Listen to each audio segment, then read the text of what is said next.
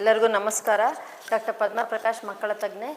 ಈಗ ಆಹಾರದ ವಿಚಾರದಲ್ಲಿ ಬಂದಾಗ ನಮ್ಮ ದೇಹಕ್ಕೆ 60-70% ಅಷ್ಟು ಕಾರ್ಬೋಹೈಡ್ರೇಟ್, 30-40% ಅಷ್ಟು ಪ್ರೋಟೀನ್ಸ್ ಮತ್ತು 4-5% ಅಷ್ಟು ಫ್ಯಾಟ್ ಅಂಶ ಬೇಕಾಗುತ್ತೆ. ಸೊ ನಮ್ಮ ಭಾರತ ದೇಶದಲ್ಲಿ ನಾವು ಆಹಾರ ಏನು ನಾವು ತೊಗೊಳ್ತಾ ಇದ್ದೀವೋ ಅದು ನಮಗೆ ಬೇಕಾದಂಥ ಸಾರಜನಕ, ನಾನು ಹೇಳಿದ್ನಲ್ಲ, ಕಾರ್ಬೋಹೈಡ್ರೇಟ್, ಫ್ಯಾಟ್, ಪ್ರೋಟೀನ್ಸ್ ಎಲ್ಲ ಕರೆಕ್ಟಾಗಿ ಊಟ ಮಾಡ್ತೀವಿ. ಯಾಕೆ ಎಕ್ಸಾಂಪಲ್ಲು, ಈಗ ನಾವು ಮುದ್ದೆ ತೊಗೋಬೋದು, ಚಪಾತಿ, ಬೇಳೆಕಾಳು, ಅದ್ರ ಜೊತೆಗೆ ಒಗ್ಗರಣೆ ಅಮ್ಮ ಹಾಕ್ತಾರಲ್ಲ ಘಮ ಘಮ ಅನ್ನೋ ಒಗ್ಗರಣೆ, ಅಥವಾ ತುಪ್ಪ, ಎಣ್ಣೆ, ಈ ಥರದ್ರೆಲ್ಲ ನಾವು ಕರೆಕ್ಟಾಗಿ ಆಹಾರ ಸೇವನೆ ಇರುತ್ತೆ. ಬಟ್ ಇತ್ತೀಚೆಗೆ ತುಂಬ ಜಂಕ್ ಫುಡ್ ಅಭ್ಯಾಸ ಆಗಿಬಿಟ್ಟಿದ್ದಾರೆ.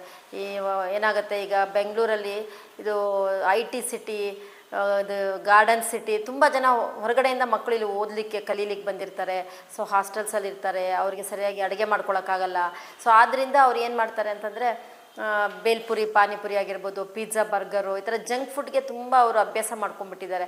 ಸೊ ಈ ವಯಸ್ಸಲ್ಲಿ ಅವರು ಚೆನ್ನಾಗಿದ್ರು, ಮುಂದೆ ಅವರ ಆರೋಗ್ಯ ಚೆನ್ನಾಗಿರ್ಬೇಕಂದ್ರೆ ಖಂಡಿತವಾಗಿ ಅವರು ಹಾಸ್ಟೆಲ್ಸಲ್ಲಿದ್ದಾಗ, ಜಿನಲ್ಲಿದ್ದಾಗ ಎಲ್ಲರೂ ಒಟ್ಟಿಗೆ ಸೇರಿ ಅಡುಗೆವನ್ನೆಲ್ಲ ನೇಮಕ ಮಾಡಿಕೊಂಡು ನಮ್ಮ ಭಾರತ ಸಂಸ್ಕೃತಿ, ನಮ್ಮ ಶೈಲಿಯ ಆಹಾರ ಪದಾರ್ಥಗಳು ಏನಿದೆ ಅದನ್ನೇ, ಅಂದರೆ ಅವರವರ ಊರಿಗೆ ಯಾವುದು ಸೂಟ್ ಆಗುತ್ತೆ, ಅಂದರೆ ಅವರ ಹೇಗೆ ಅಭ್ಯಾಸ ಆಗಿರುತ್ತೆ ಚಿಕ್ಕ ವಯಸ್ಸಿನ ಊಟ ಮಾಡಿ, ಅದೇ ಥರದ ಅವರು ಆದಷ್ಟು ಆಹಾರಗಳನ್ನು ಸೇವಿಸೋದ್ರಿಂದ ಅವರ ಮೂಳೆಗಳ ಸಾಂದ್ರತೆ ಆಗಲಿ ಅಥವಾ ಅವರ ದೇಹದ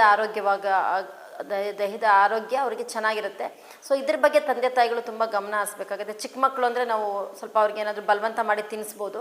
ಬಟ್ ತುಂಬ ದೊಡ್ಡ ಮಕ್ಕಳು ಅಂದರೆ ಕಾಲೇಜ್ ಹದಿಹರಿದ ಮಕ್ಕಳಲ್ಲಿ ಸೊ ಅವರ ಆರೋಗ್ಯಕ್ಕೆ ಹೆಚ್ಚಿನ ಗಮನ ಕೊಡಬೇಕು. ದೈಹಿಕ ಆರೋಗ್ಯಕ್ಕೆ ಅಂತ ಹೇಳಿದ್ರೆ ಜಿಮ್ಗೆ ಹೋಗೋ ಜೊತೆಗೆ ಆರೋಗ್ಯದ ಬಗ್ಗೆ ಹೆಚ್ಚಿಗೆ ಗಮನ ಕೊಡಬೇಕಂತ ಹೇಳ್ತೀನಿ. ನಮಸ್ಕಾರ.